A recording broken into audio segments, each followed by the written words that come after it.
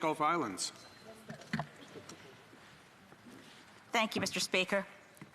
This is indeed a difficult day. It's a difficult week. It's been difficult weeks. I stand here and want to begin by acknowledging we're all on the traditional territory of the Algonquin peoples, and again to say miigwech. Because on a day like this, when we're focusing on something so painful, that it really is beyond partisanship and should bind us together as a people that say we cannot tolerate racism, not in this country, but we know it's here. As Prime Minister just said, la racisme n'a jamais sa... Racism has no place here. We know it's living with us. So we are facing in this pandemic two dangerous, invisible viruses. One is Corona-19, and the other one we've tolerated far too long, which is race-based hatred, hate speech, and anti-Black racism. And yes, Black Lives Matter. I want to just do nothing but chant it in this place till we all stand together and say, Black Lives Matter.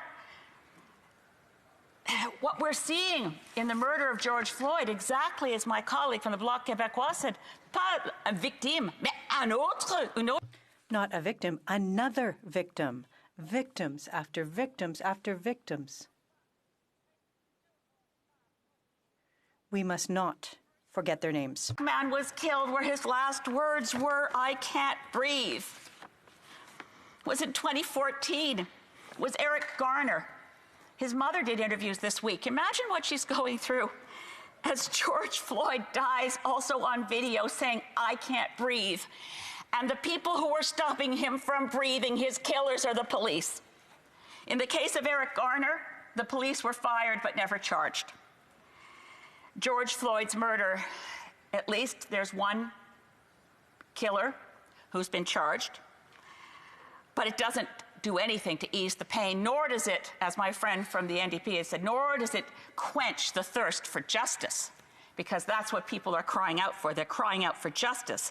And the names just keep cascading. I had to look it up. I thought, when was it that poor young man who was jogging was murdered by the father and son in the pickup truck?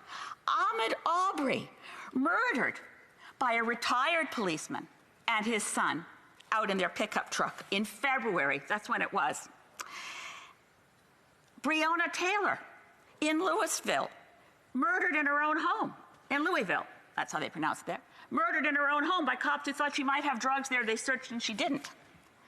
What on earth allows this to keep happening over and over again?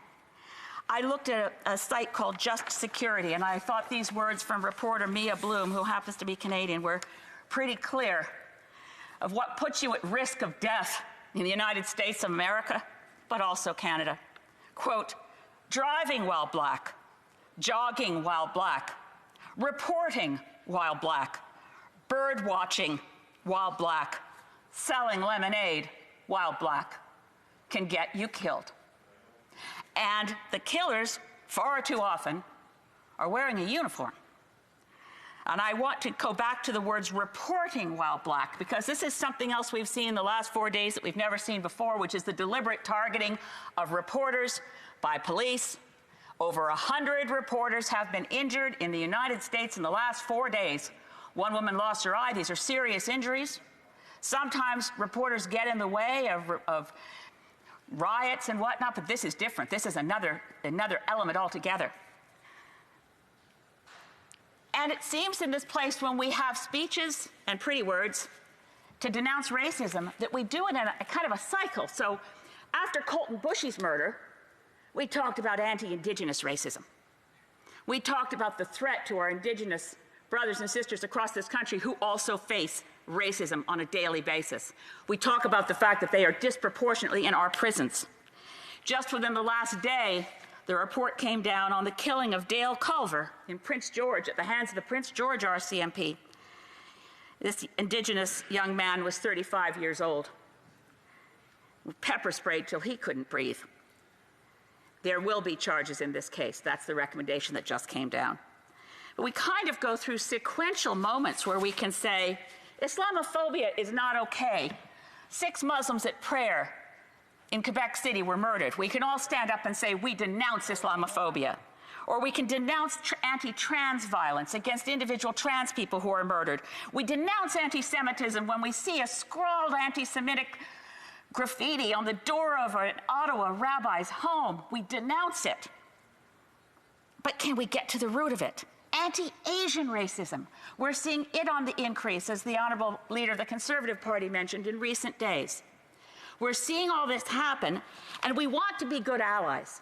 We want to be a good ally to the family of Regis Korchinski-Paquette. We want to be a good ally. I'm a woman of privilege. I got it by the mere random accident of birth. I was born to white parents. Privilege is being white. We have to study our privilege. We have to acknowledge our privilege, and we have to know, as the Prime Minister said, we're not perfect, but it doesn't give us a free pass to ignore that we have to stand up. We have to speak out. I'm sitting so close to my friend here, our minister, Ahmed Hussein. I say your name out loud, but your tweets brought me to tears. That this fine man faces racism in his own writing, that his 3 beautiful black boys have people turn away or clutch their purse, or they're a little worried when the kids are around. It sounds exactly what the Prime Minister just called the microaggressions that many of us may not even see. So we can look at our own conduct and our own behavior. So in looking at these things, there's something I want to say. We look at all these things that are happening and we wonder, what can we do about it?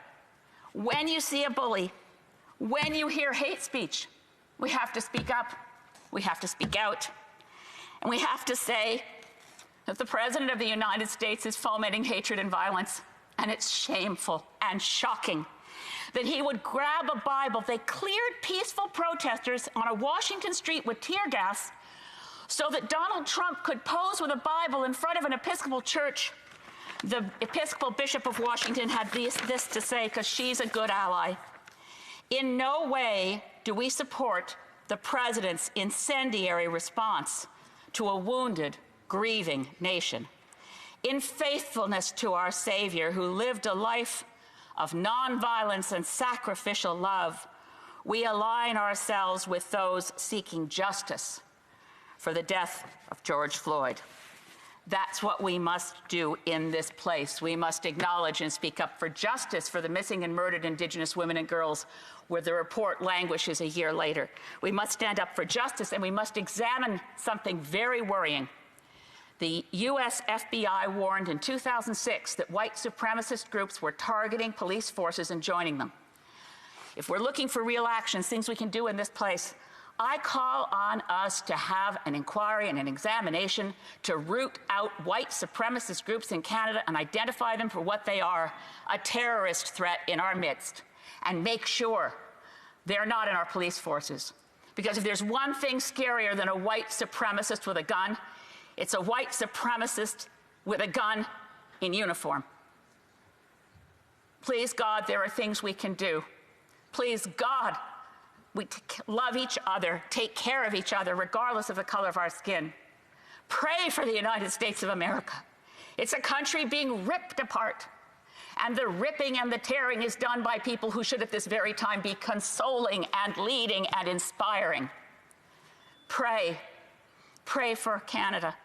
Pray for each and every one of our beautiful black baby girls, baby boys, the Indigenous baby girls and baby boys, the Asian kid, wherever you look, reach out and be a good ally.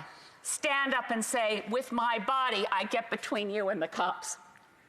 We have to be good allies. Right now, they're just pretty words. Thank you for listening.